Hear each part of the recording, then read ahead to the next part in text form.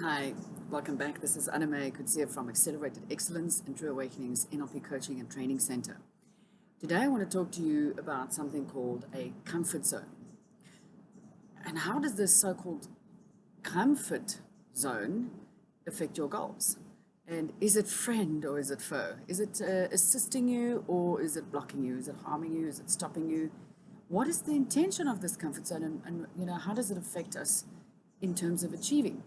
So let's talk a little bit first about, I'm gonna tell you what the technical term of it is, and then I'm gonna break it down a little bit. So firstly, it's called a psycho-cybernetic mechanism, right? So just a big swear word, a mouthful, to describe what is a comfort zone. So if we look at the word cybernetic mechanism, let me explain that first. If you think about an autopilot in a plane, or a GPS, or even your air conditioner, air conditioners are set at a certain temperature that you are comfortable with, and it picks up any variance. So once that setting's in place, any variance in the temperature in the room will then activate the aircon to readjust whatever it needs to readjust in terms of regulating the air to the setting. So the same with autopilot, you put in the direction or your GPS where you want to go, and the moment that you start veering off those coordinates and off that direction, this mechanism picks up and kicks in and tries to correct this deviation. So that's the basic intention of the cybernetic mechanism. And obviously, psycho-cybernetic mechanism is the psychology of it, right? How does it affect us as human beings? And that's simply put, your values and your beliefs and your model of the world is what your comfort zone is set at, right? So even if there's behaviors in there, so let's talk about the word comfort. It does not necessarily mean I am happy or I'm comfortable. What it represents is familiar. It's rather the devil I know than the one I don't. Okay, so when you're setting new goals and you are doing something or you are trying to install a behavior that is very different to how you behaved before, obviously the psycho-cybernetic mechanism will pick up the variance in your behavior, and it's going to try and bring you back to what your original set point in your comfort zone is how you perceive that to be comfortable. So it might sound like very, very simple concept, and it is. But think of someone that is what we call in the world of NLP and coaching is called secondary gain, right? So if you have secondary gain, means there is something about my problem that is more important to me than not having the problem itself. Now, even though it might not make logical sense, there is an unconscious perception that having that, for example, if you were to think of someone that had a physical ailment and got more attention from having that ailment that they've ever gotten before from their family or friends or loved ones, then what would be the purpose of actually getting rid of this ailment if it serves if they've got a higher intention of getting connected and getting more attention from people? So, right, so that's one way how the comfort zone will keep us in something that's seemingly not even good or something that we're happy with. I mean, you wouldn't logically want to have physical pain in your body, but at an unconscious level, the perception of this pain gives me more love, more acceptance, more care and nurturing that I'm hungry for, or have a lack of or perception of lack of, and so therefore I will continue to have this physical ailment because it serves me, right? It actually serves me in terms of getting the ultimate goal of perhaps having more nurturing and caring and attention. So not necessarily comfortable as in I like being there, but it really does serve a purpose, right? So how do we reset this thing? What does it even mean? So from all the previous videos that I've spoken about our values and our beliefs and how they affect our perception of our model of the world, this is how do we reset it, right? So the technique I've given you on how to imprint new beliefs will cause your comfort zone and your unconscious mind to go, okay, I'm getting used to this concept, I'm getting used to this idea, I'm getting familiar with this idea, I'm getting comfortable with this idea. It's not a threat. So what's the purpose of this thing is to protect us, right? So think of it, I'm going to use an analogy in terms of, let's imagine we lived back in the cave days, right? And you're in your cave and it's familiar. You've got your furniture, you've got your paintings on, your pictures on the wall, and everything is what you are used to, right? But you really want to move to that bigger cave down the drag. So you make sure that it's available, you do all the things, you sign your new lease or sign your new mortgage, and so you start moving, right? So now we pack up everything, we put it in our boxes, and we start moving. But when you move into that first place, and when you move into the next place, it's very unfamiliar, right? There's no personal connection to this place yet. It's just the new place, and it's empty walls. There's no memories. There's no personality. There's none of your personal stuff. There's none of your comforts in the new cave. But the more you start taking the boxes into this new cave, first thing that happens is you get out of your cave, right? So if we're living in our cave days, there's a lot of predators out there. So lions and predators that could harm us and attack us. So what the comfort zone does is it picks up this variance. I'm outside of my comfort zone and then goes into this total alert state, right? So do I need to be nervous? Do I need to be aware? Oh, is there lions out there? So the intention is to protect you in order for you to feel comfortable and safe. Now, the conscious mind is like the best attorney you'll find, but it wants evidence. Right? It wants case number so-and-so to prove to me that that fact is true. So when you step outside of that cave, there's no evidence yet, right? So there's nothing to relate or compare this to as if this is safe or not safe for me to do. So I step outside my cave and all the alarms go off and gets my attention. I'm very alert. I'm now looking for predators just in case. Whether they're there or not, I'm just needing to be alert, right? So all systems are hyper alert, and I carry those first set of boxes to the next cave. The minute I get inside, it's a little bit more safe in there. I'm not so exposed as what I was outside.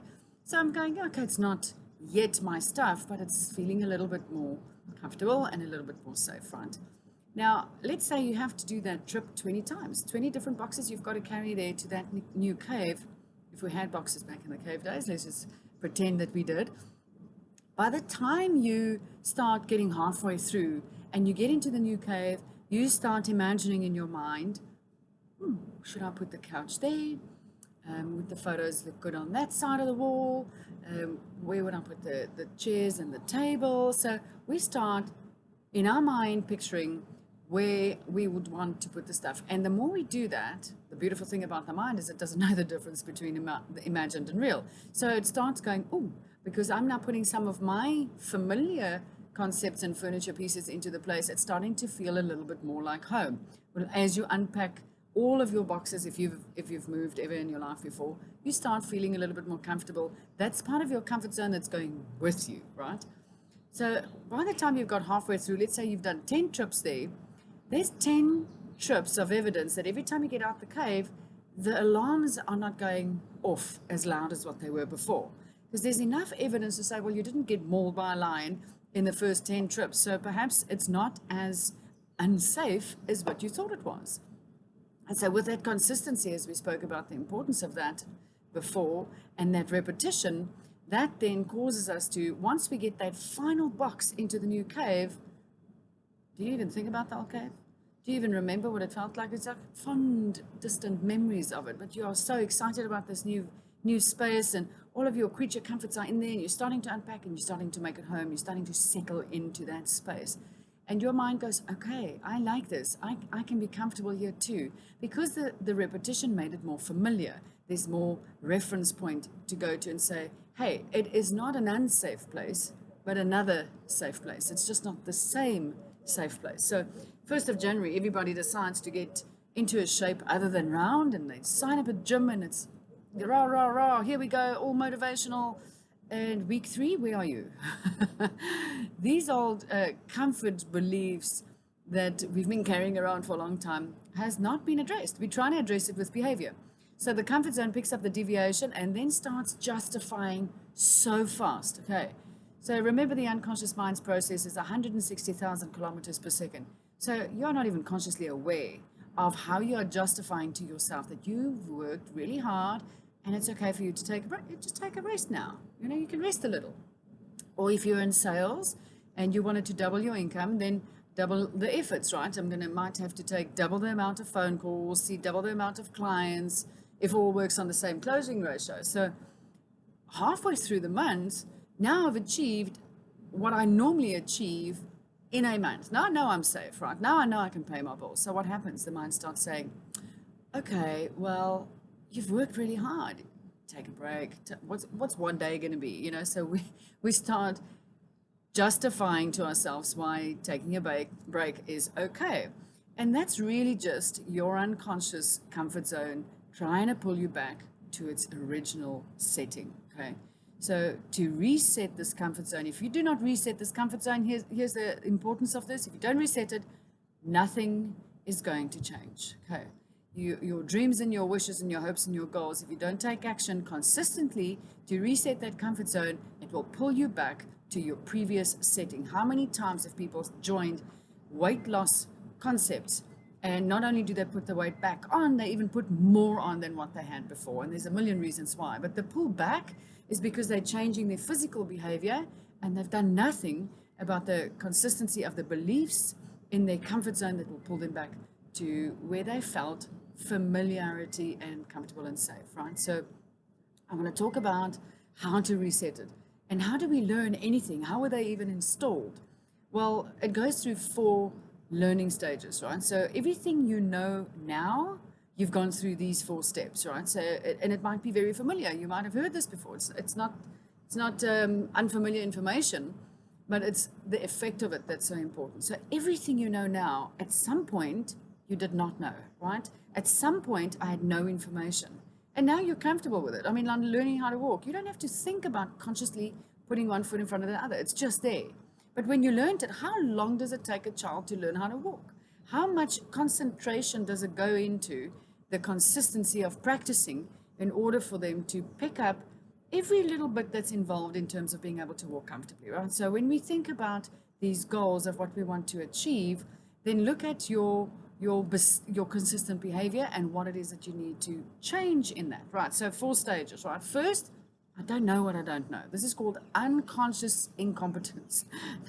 I know that no one likes to hear the word incompetent, that I'm incompetent in something. Does not mean you're not able. It just means right now I'm totally unaware of what I don't know, right? So I'm unconscious about my incompetence. Okay. I don't know what I don't know.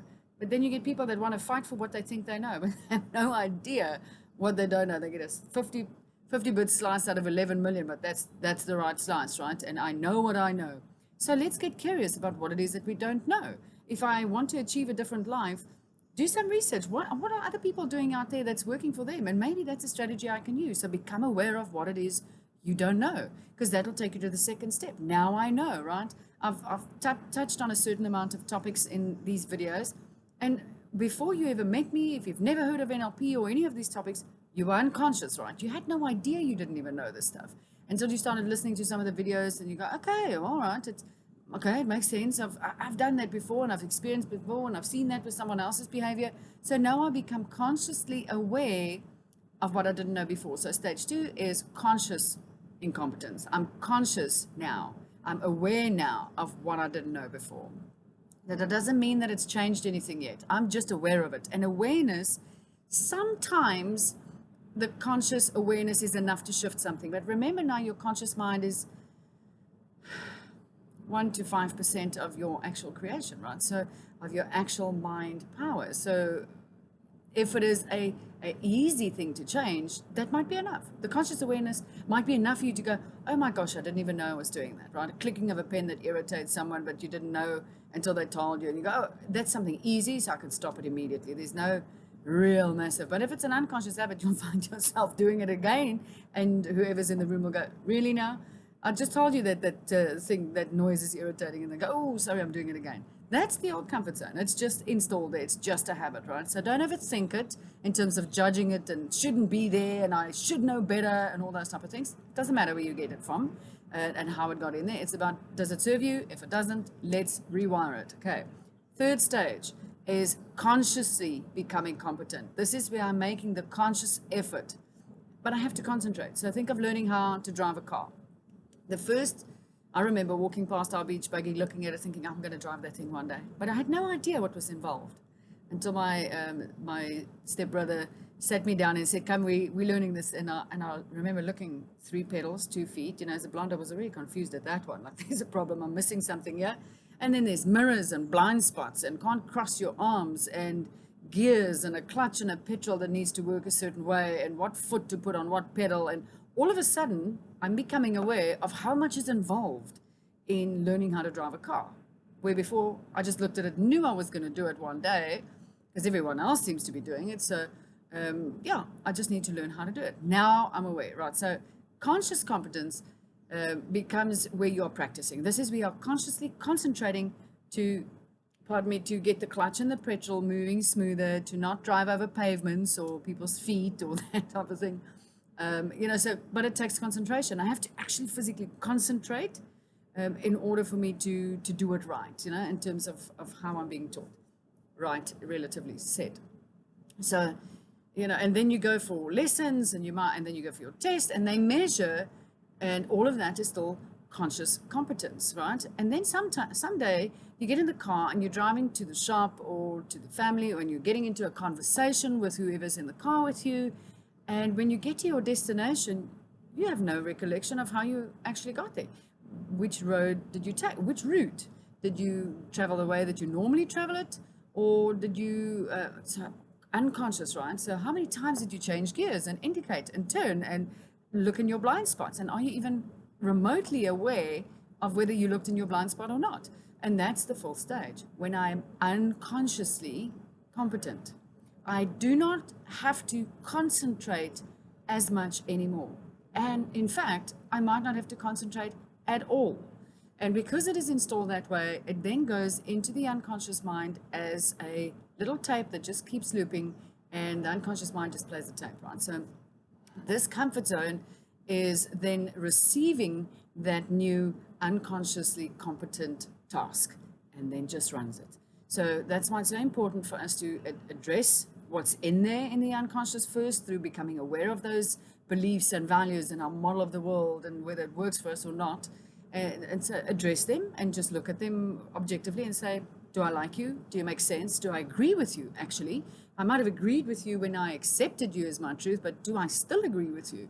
And if I no longer agree with this, or I want to change a habit, then I need to go through those 4 stages, right? So it's learning to take those steps and doing it with consistency. And those 4 stages will reset your comfort zone, and your comfort zone will go, okay, I'm not in danger here. I'm actually pretty safe. And I'm feeling, starting to feel really familiar in this behavior or this belief. Okay, so the comfort zone is there to protect us. It is there to preserve you. It is there to keep you safe. The question you have to ask is, what's in there, and is it true, and is it really keeping you safe? If there is a fear of failure, is it really keeping you safe, or is it a perception of failure that it's trying to keep you safe from? Because if I have a fear of failure, I won't even take any form of action, right? So why would I do that? Because it's going to take me to failure, which is pain, and so I avoid it completely and I don't take any action, and then we label it as procrastination, for example. And that just goes on to autopilot, and it replays all the time, and your comfort zone goes, this is familiar. This is how it works. This is how we've said it. I don't know if it's good or bad for you, but it certainly is what you are consistently thinking, acting, and behaving accordingly to.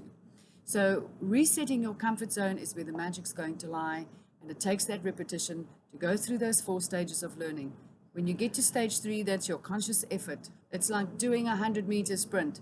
Don't stop at 80. See it through so it installs into the unconscious, and then your comfort zone is reset. And just like moving to your new cave, it will be equally as comfortable. And before you know it, you'll be reading a book on your couch and watching the wildlife through the window, feeling completely safe and secure in your new space. Just like we're going through, the reason why we all feel the amount of fear that we do in this lockdown is because our comfort zone is being affected by the environment in a whole new way. So the more I affirm to myself that I'm safe, the more I affirm to myself that we'll be okay.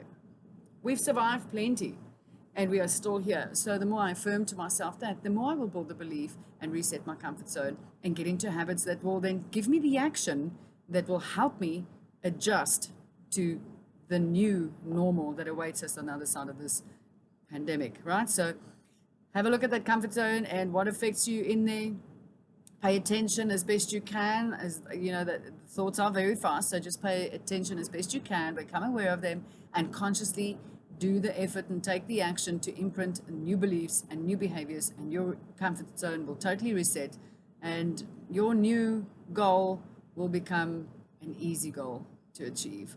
And then once you reach that, you'll go, well, that was not as difficult as what I thought it was. And perhaps going forward, other goals can be equally as easy, right? So I hope that was useful. Have a look at that comfort zone, reset it. It is your friend. It is on your side. It's not against you. You just got to make sure what you put into that program serves you. Okay, so again, sending you much love and see you in the next recording.